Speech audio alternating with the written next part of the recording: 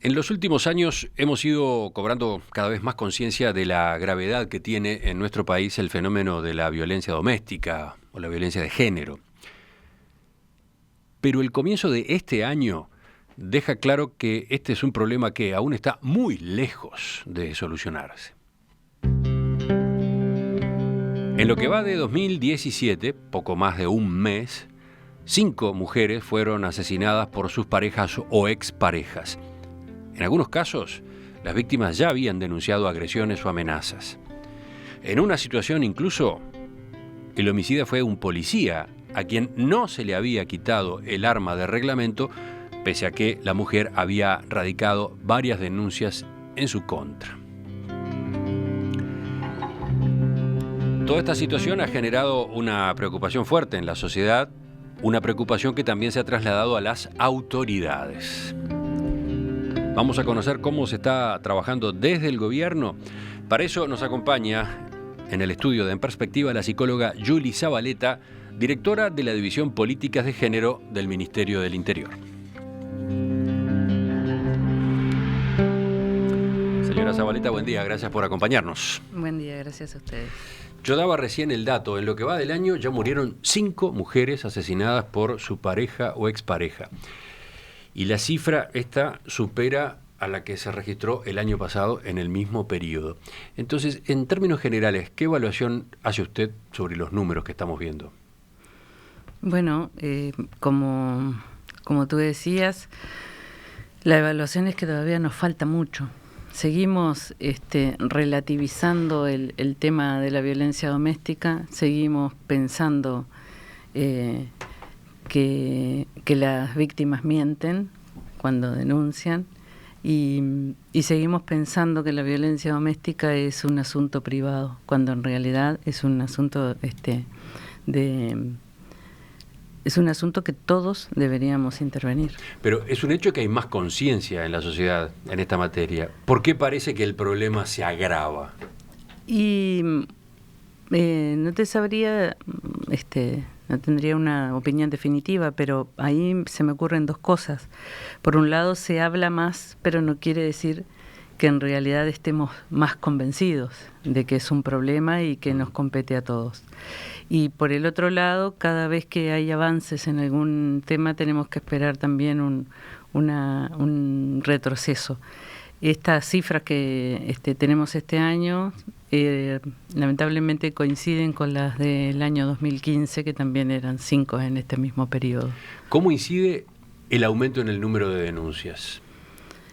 ¿Cómo incide en qué sentido? En estos números que estamos viendo. Porque puede pensarse que las denuncias pueden ser contraproducentes, ¿no? ¿Qué pasa con la mujer que denuncia? ¿En qué situación queda cuando denuncia? Bueno, depende.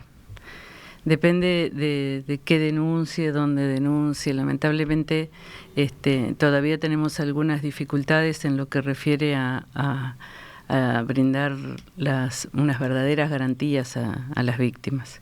Hoy por hoy estamos en Montevideo, sobre todo, tenemos un problema y es que las medidas no se están tomando en forma automática, sino que se aguarda el testimonio del denunciado. Ajá, a eso iba. Por eso preguntaba cómo puede estar incidiendo el aumento de las denuncias.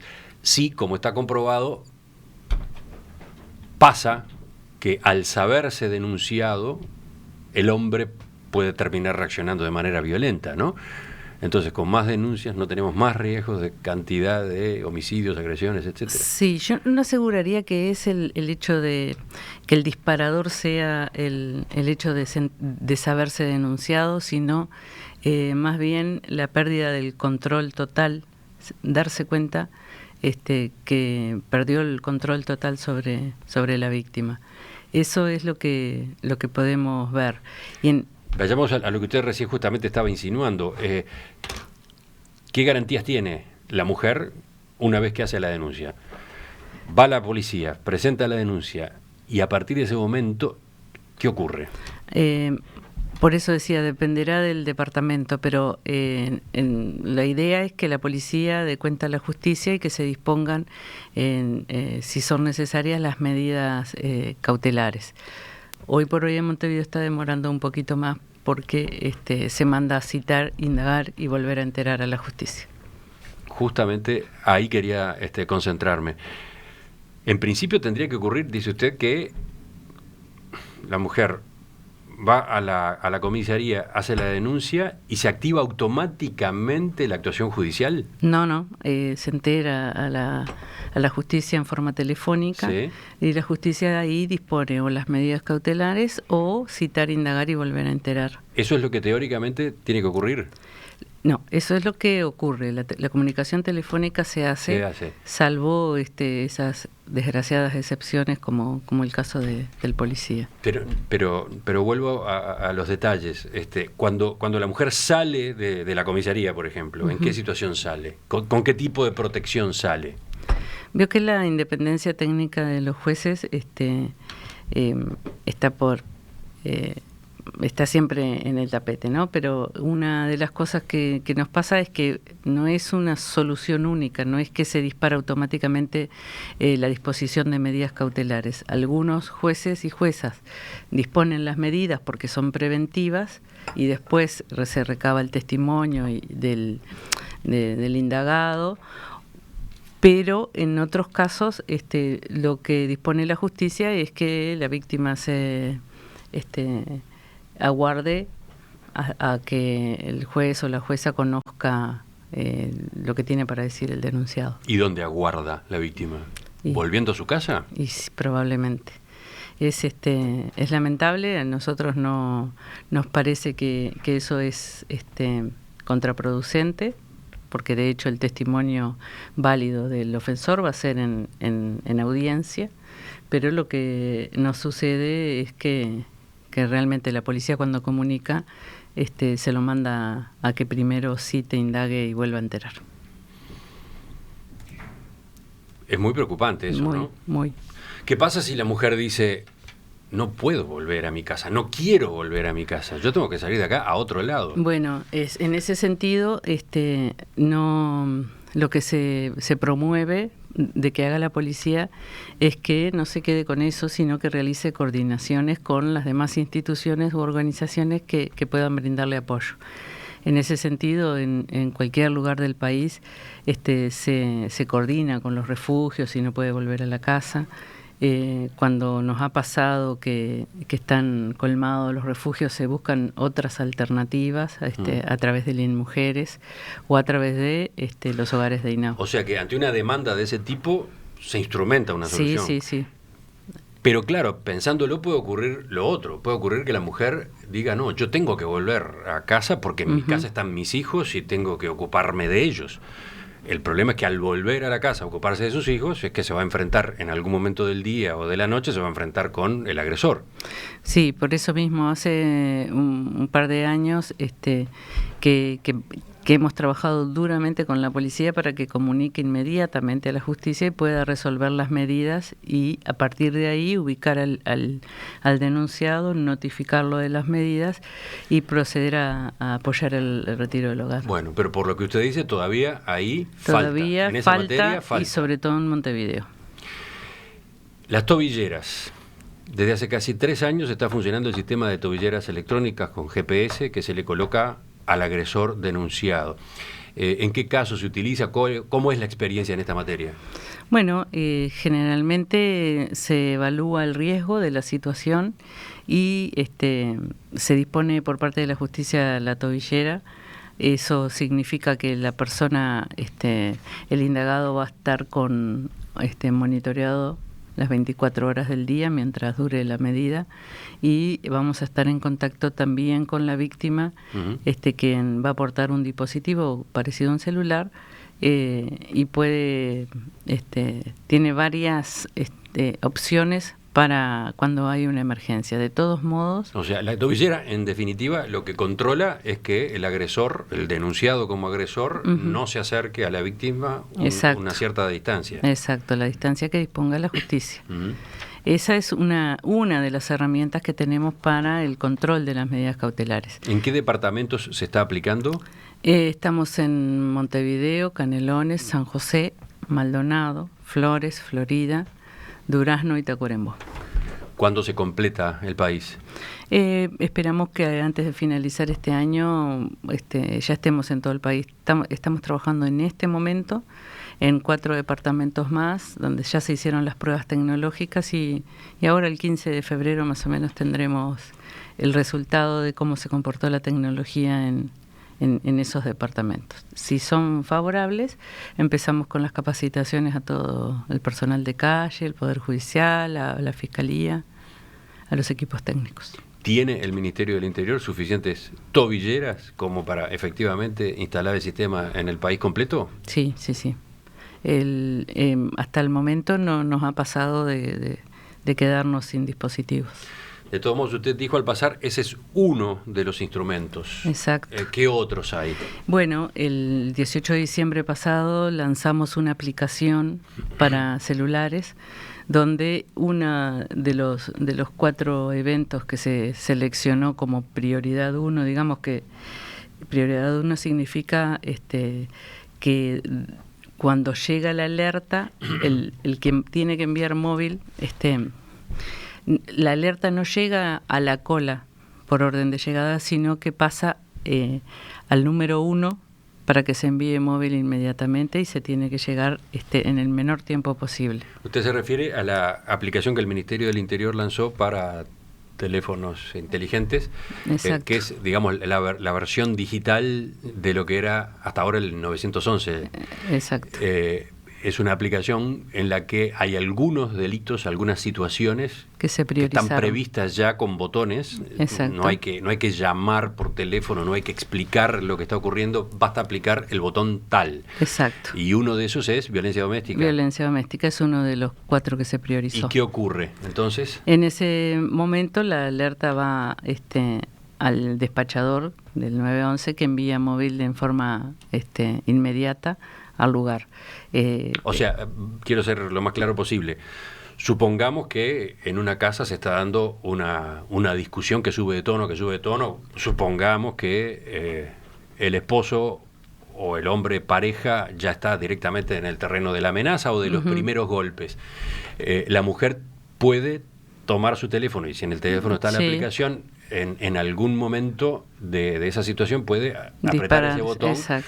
Y listo, ya queda el hecho consignado, ya se recibe en la policía ese caso. Sí, como quien tiene la aplicación se registra la primera vez que ingresa, ya vamos a tener el domicilio. Y en caso de que la persona no esté en el domicilio que registró, conviene que esté activado el GPS y hacia esa dirección que muestre el GPS se va a mandar la respuesta policial. Bueno, sigamos imaginando ese caso. ¿Cómo continúan las cosas después de que se activa esa alarma? Y ahí tiene que aplicarse el procedimiento que está establecido por el decreto 317 del 2010. Las partes tendrán que ser llevadas. No, pero ¿va la policía a esa casa en ese momento? Sí, claro, perdón. O sea, la policía interviene en esa situación. Sí. Es una emergencia y la policía tiene que ir. Y en ese sentido lo que se tomará la denuncia de la víctima y se llevará al denunciado a la seccional o a la unidad especializada correspondiente. En lo que va del año, poco más de un mes, 5 mujeres fueron asesinadas por sus parejas o exparejas. Es grave la situación y esto ha hecho saltar las alarmas de todas las instituciones públicas y privadas que se ocupan del combate a la violencia doméstica. Hoy estamos conversando con el Ministerio del Interior, estamos con la psicóloga Juli Zabaleta, directora de la División Políticas de Género. Vayamos a uno de los casos nuevos, a uno de los más recientes, el que tiene que ver directamente con la interna del Ministerio del Interior. El domingo 30 de enero, un policía de 42 años asesinó a su expareja de 29 años y lo hizo con su arma de reglamento. Y este caso, claro, provocó repercusiones mayores en la sociedad pero también a nivel del gobierno. ¿Por qué? Porque a este policía no se le había retirado el arma, pese a que había sido denunciado varias veces. Desde el Ministerio del Interior se inició una investigación. El propio ministro Eduardo Bonomi pidió que fuera profunda, pero a la vez rápida. ¿Usted puede adelantar algo? ¿Sabemos a esta altura algo más sobre este caso? Lo de varias veces que había denunciado no me consta. Sí, había una denuncia de noviembre del 2015 que no, según lo registrado en nuestro sistema informático, no estaba completa. Se le había tomado la denuncia a la víctima y al parecer no se habría realizado las actuaciones que se tendrían que realizar. ¿Cómo que la denuncia no estaba completa? La gestión de la denuncia. La víctima realiza la denuncia, después la policía lo que tiene que hacer es indagar al denunciado y comunicar a la justicia, pero entre una cosa y la otra tiene que aplicar lo que es el protocolo a la interna, donde una de las medidas es el retiro preventivo del arma. Ella hizo la denuncia en la seccional sexta y después concurrió al hospital policial a que le constataran las heridas. Uh-huh. ¿Cómo es posible que no se tomaran acciones? Hubo 2 lugares donde eso quedó consignado. En ese caso a mí lo que me viene a la cabeza es esto de que hablamos al inicio, ¿no? Relativizamos las situaciones de violencia doméstica. Desde el año 2010 tenemos un decreto que establece cómo es el procedimiento policial en general, y en ese decreto lo que dice es qué cosas tomar en cuenta, por ejemplo, para evaluar el riesgo. El acceso o posesión a armas es uno de los elementos de riesgo, y por lo tanto, si la policía en ese momento no tenía muy claro el decreto a la interna, tenía que haber aplicado de todos modos el procedimiento policial correcto. ¿Pero pudo haber ocurrido una reacción de tipo corporativo? ¿Puede haber ocurrido que el no retiro del arma fuera algo deliberado para no perjudicar a este agente en particular? Bueno, no lo puedo asegurar, pero todo puede incidir seguramente. Pero este agente trabajaba en el DOE, ¿no? En el DOE. Departamento de Operaciones Especiales. Uh-huh. Eso, a su vez, ¿cómo puede haber pesado? Yo me parece a mí que lo que más sucede acá, insisto, es la relativización del problema.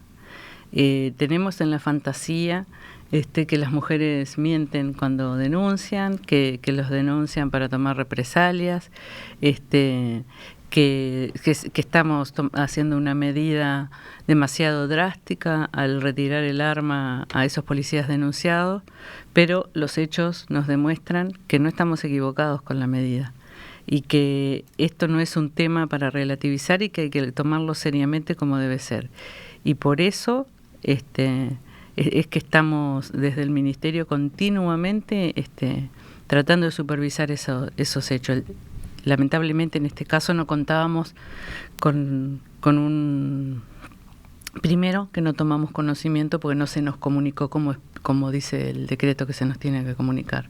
El Ministerio divulgó un comunicado donde dice que no basta la confección de protocolos si no se garantiza la eficaz aplicación de los mismos. Exacto. Más adelante agrega, la cartera no vacilará en aplicar las más duras medidas que estén a su alcance sobre los presuntos responsables. ¿Quiénes son? ¿A quiénes se alude con los presuntos responsables? Y bueno, eso lo determinará la investigación, pero estamos hablando, por un lado, de aquellos que tomaron la denuncia, por otro, de los que atendieron a la víctima en el hospital policial. Uh-huh. Por lo menos en los 2 lugares hubo omisiones, ¿o no? Bueno, en el caso del hospital policial habrá que ver si ella manifestó que iba a ir a hacer la denuncia y que por eso estaba pidiendo el certificado de constatación de lesiones. Pero lo que más preocupa es la respuesta de la seccional. Ahí no solamente cabría la responsabilidad de quien tomó la denuncia, sino que habrá que poder determinar si la persona que tomó la denuncia le comunicó a sus superiores y qué hicieron los superiores con esa información. ¿Cuáles pueden ser las sanciones? Se lo pregunto porque el secretario de Asuntos Legales del Sindicato Único de Policías del Uruguay, Miguel Barrios, dijo el viernes, hablando con el portal Ecos, que la única sanción admisible es echar a estos funcionarios. Y bueno. Si la primera barrera de defensa que tiene un denunciante no se aplica, los responsables no tienen que estar, dijo. Y sí, seguramente si se pueden establecer las responsabilidades, eso va a tener que ver con un sumario y la sanción final tendrá que ver con lo que se determine en esa investigación, pero sí, es una de las posibles medidas. ¿Qué es lo que establece el protocolo? ¿Qué es lo que debió haber ocurrido en este caso cuando se supo que el denunciado como agresor era un policía? ¿Qué pasos? En este caso, la seccional, ¿qué pasa? La seccional toma la denuncia en esa jurisdicción, pero el hecho sucedió en jurisdicción de la 17. Ahí lo que tendría que haber hecho la seccional que recepciona la denuncia, si no iba a terminar el procedimiento porque sucedió en otra jurisdicción, es coordinar a quién le derivaba. Si bien sabemos, o por lo menos figura en el sistema que se habría derivado, se tendrá que comprobar de qué manera se derivó, porque derivar no es le paso a otro y no le aviso, es justamente dejar los registros correspondientes y asegurarnos de que se van a hacer cargo del caso. Y entonces, con el policía, ¿qué debió haberse hecho? Con el policía denunciado se lo tendría que haber desarmado y haber indagado y comunicado a la justicia. Como lo primero. Después, en realidad, el protocolo también establece que se le comunica a la División Políticas de Género y se deriva a la persona a los servicios especializados del hospital policial en materia de violencia doméstica. Vamos por partes. ¿Qué significa que se le quita el arma? ¿Qué implica con respecto a la función policial? Bueno, respecto a la función policial, lo que puede suceder es que la persona pase a hacer tareas de apoyo. Por supuesto que si no tiene el arma, no va a poder realizar los procedimientos en la calle, seguramente, pero hay otras tareas que tienen que ver con las unidades policiales que perfectamente una persona sin arma las puede realizar. ¿Y eso implica que ve reducido su sueldo? Bueno, en algunos casos se dejan de cobrar un plus que cobran los policías ejecutivos. Pero nosotros entendemos que mientras se realiza la investigación y como el arma es de la institución, no es del policía, la medida preventiva se tiene que aplicar. Y después se verá cómo apoyar en todo caso a la familia, porque si hay una disminución de los ingresos posiblemente afecte, pero bueno, lo primero, nada puede estar por encima de la vida de una persona. Bien, entonces se le retira el arma, probablemente se lo redistribuye a otras tareas. ¿Y qué tipo de tratamiento tiene en el hospital policial? Sí, en el hospital policial lo que sucede es que va a ser recibido por un equipo multidisciplinario donde hay psicólogo, psiquiatra, trabajo social, y ahí se le hace una evaluación inicial para ver, para determinar los elementos de riesgo que puedan haber con esa persona y en la situación. Y de ahí se le deriva a los servicios que van a acompañarlo en ese proceso de salida de la situación si la persona logra adherirse a ese proceso. Pero me pregunto si la agresión era real, si se comprueba que efectivamente había violencia doméstica protagonizada por ese funcionario policial, ¿puede en algún momento volver a ser un policía ejecutivo con revólver en su mano, etcétera? Pero ahí hay dos cosas. Primero, cada vez que hay un policía denunciado, después que se hacen esas cosas que planteaba, se tiene que iniciar sí o sí una investigación administrativa inicial. Si ahí se puede determinar la responsabilidad del denunciado, se seguirá y se hará sumario o lo que corresponda. Nada de esto que estoy diciendo a la interna es vinculante con lo que establezca la justicia, pero sí en lo que tiene que ver con la causal de baja o lo que sea, se tiene que recabar realmente pruebas que hagan que se tome esa decisión. Todo eso que estábamos hablando es a la interna, pero al policía se le van a aplicar los mismos procedimientos con la justicia que a cualquier ciudadano común. Para nosotros debería ser un agravante, y lo tomamos como un agravante, que sea policía, porque justamente la policía está para la protección de los derechos y no para vulnerarlos. ¿Qué magnitud tiene el problema de los hombres violentos dentro del instituto policial? Y yo creo que refleja lo que sucede en la sociedad en general, nada más que en la policía lo venimos tratando de que se cambie una cultura que tenía que ver, que se confundía un poco la disciplina con la imposición. Pero ¿cuántas armas de reglamento se han retirado por este motivo, por casos de violencia doméstica? Bueno, solo en el año 2016, 489. Es un número impresionante. Es un número impresionante a las que le tenemos que sumar más de 180 personas que ya estaban sin arma por diversas razones, o porque tenía una denuncia anterior, o porque estaban en tratamiento psiquiátrico, por diversas razones. Así que a ese número de 489, si hablamos de personas desarmadas, tendríamos que agregarle 180 más. ¿Viene creciendo esa cantidad? Sí, creemos que sí, porque ahora sí existe un instrumento que obliga a que esto se realice. ¿Desde cuándo existe? Desde abril del 2015. Ah, ahora entiendo. Insisto. ¿Y cuántos de esos antes casos? Ya había... ¿Cuántos de esos casos son de parejas de policías, de hombre y mujer? O sea, hombre agresor, de mujer también policía. De las 932 comunicaciones que nos hicieron en el año 2016, en 120 casos eran los dos policías. ¿Es correcto que si la víctima de un caso de agresión, de violencia doméstica, es una mujer policía, a ella se le puede terminar quitando el arma de reglamento? Bueno, ahí son cosas diferentes. En el caso del denunciado, el retiro del arma es obligatorio.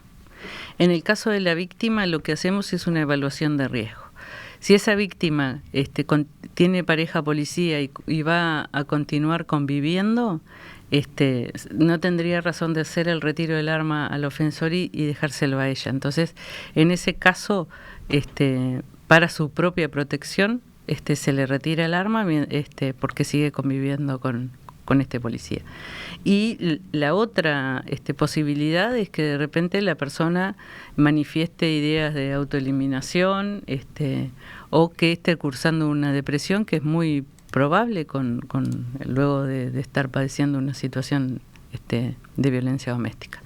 Pero lo que hay que aclarar es que al policía denunciado el arma se le puede reintegrar solo a través de la Junta Nacional de Aptitud y después que pasó por un proceso. Y en el caso de la víctima es diferente, porque con la víctima lo que estamos haciendo es protegerla a ella misma. Entonces si ella va a los servicios y se entiende que que no hay elementos de riesgo, bueno, se le reintegrará el arma. Una última pregunta. Veía declaraciones de los sindicatos policiales que denuncian que no están funcionando los mecanismos que podrían ayudar a prevenir los episodios de violencia doméstica. En particular, aseguran que no está dando buenos frutos la unidad de distrés funcional, un ámbito al que podrían recurrir los policías, pero que se utiliza poco. ¿Hay evaluación en ese sentido? Bueno, me parece que eso es entreverar todo. No podemos seguir diciendo y asegurando, y a esto me refiero con relativizar el problema, que las situaciones de violencia doméstica son provocadas por el estrés del funcionario. No basta darnos cuenta que no todos reaccionamos ante el estrés de la misma forma, no todos nos transformamos en una persona violenta con nuestra pareja porque estemos estresados. Puede ser un elemento que aporte a la situación difícil que se esté viviendo, pero la forma de reaccionar ante los problemas no tiene que ver con el estrés laboral. Eso me parece que es lo primero que tenemos que aclarar y dejar de entreverar todo, porque acá estamos hablando de roles y estereotipos de género que refuerzan que la mujer es propiedad del hombre y por eso le puede quitar la vida. Juli Zabaleta, psicóloga, directora de la División Políticas de Género del Ministerio del Interior, le agradezco que nos haya acompañado esta mañana. Muchas gracias.